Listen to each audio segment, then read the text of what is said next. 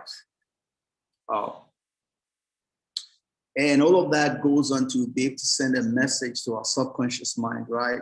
Our subconscious mind is pretty much the army of our life. I guess the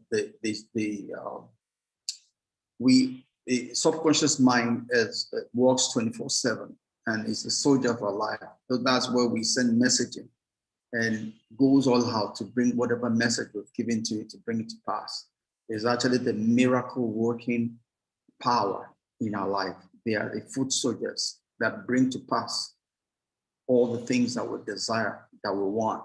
They are our messengers. So it's all a function of whatever messaging we're giving to the subconscious mind that it will bring to us back in return. Subconscious mind is a dummy. It's so powerful, but it's a dummy. It will do exactly what you send it to do without asking questions.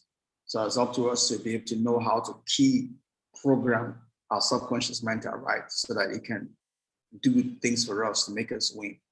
And pretty much the subconscious, our lives are divided into 3 days, right? Yesterday, now, and tomorrow. We're most powerful living in the now, the today of our life. Today is the day of salvation.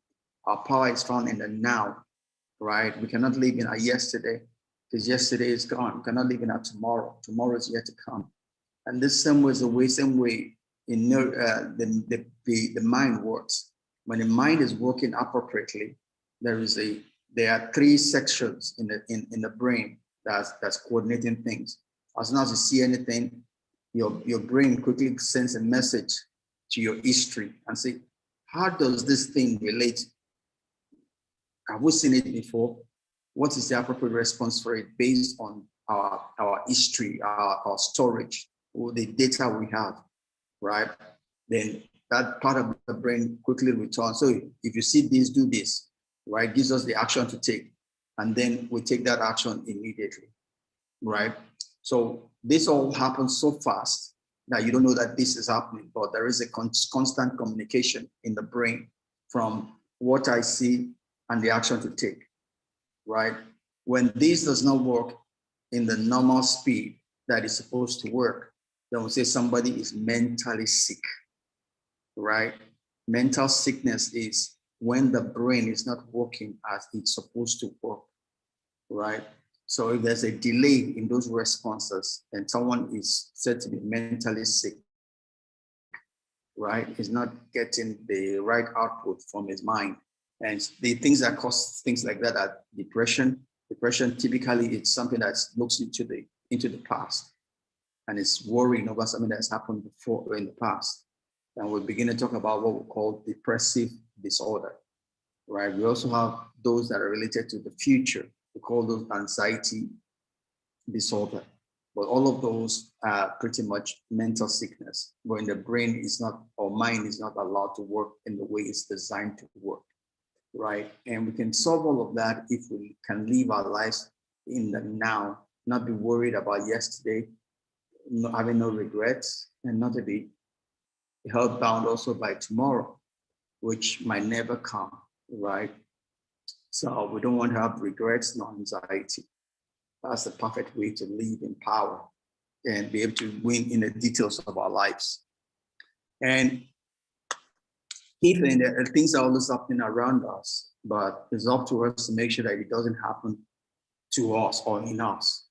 Because the things that affect our life are the things that we assimilate, we take personally, right? It doesn't matter what's happening around us, for as long as we don't take it in, we're okay. But we're going to take it in, we have to be careful. We're not taking the negatives in.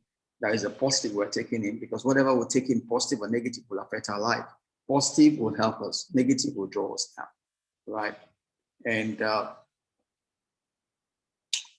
here is just talking about as we relate and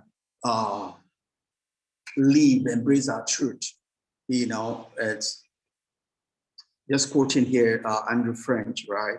It's pretty much talking about that you need to embrace the details of your life, the good, the bad, the ugly, right?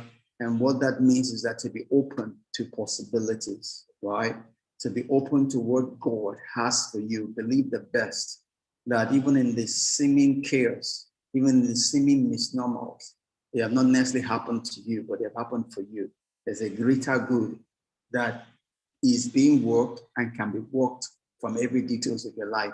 Everything that has happened to you is left you, if nothing else, with an experience, right? And that experience is important for you in fulfilling purpose, destiny of your life. So being able to embrace our truth is pretty much being open to possibilities, opportunities, trusting that God is for us and not against us. That God is able to use every single thing that's happened to us for our good. So I was pretty much believing that impossibility is pretty much being optimistic and not pessimistic, right? And Bob Meglin, gives us 12 reasons to embrace chaos and to be able to move forward in our life. And we're going to end on this note. And it says, accepting chaos of life is better than trying to fight it, right? Problem with fighting it, anything that you fight will persist, it will stay longer, it will get bigger.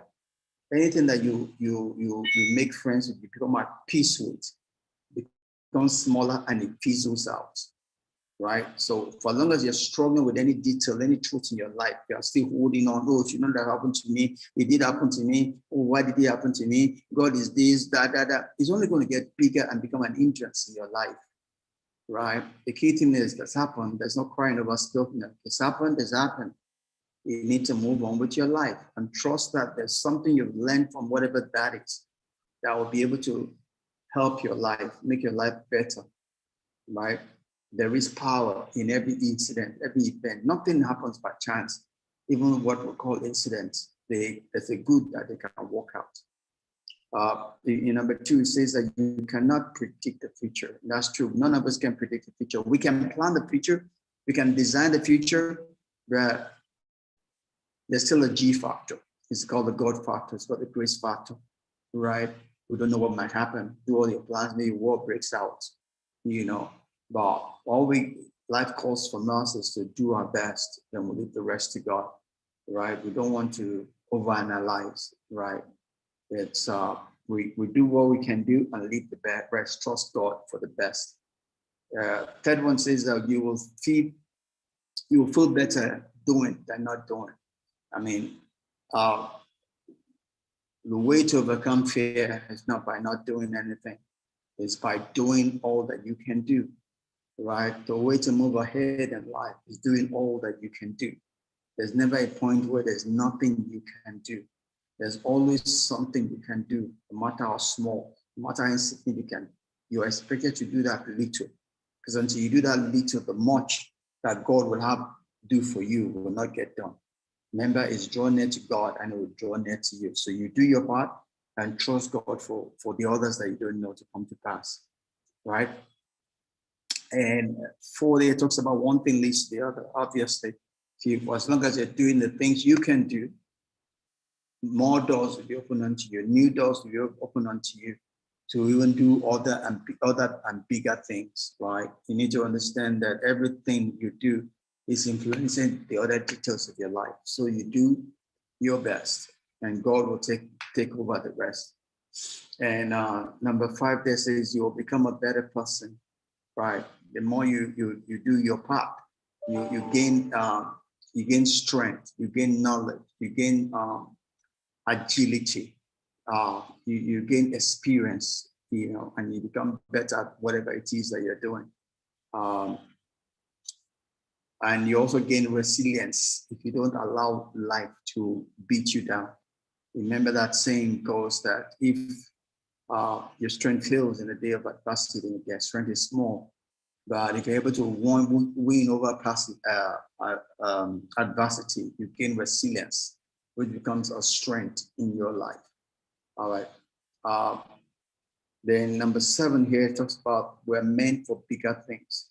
So we have to go beyond the small things to go to the bigger things of our life. And he talks about chaos, forces us to clarify what's finally important and what's not. In the time of peace, it's like everything is important, But in the place of chaos, the things that are important and things that are not important. You're able to the word sieve off the things that are becoming hindrances and distracting the greater good in your life. Um, Also, you're able to begin to think, you're able to see, be grateful to God for even being alive, right?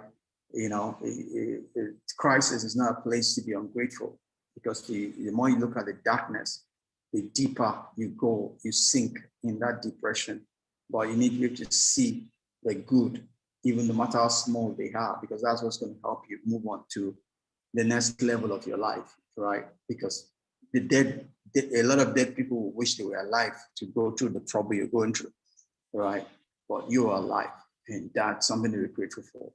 As long as the, like, like scripture says, you know, a dog that's alive is better than a dead lion, right? Because you're alive, you know.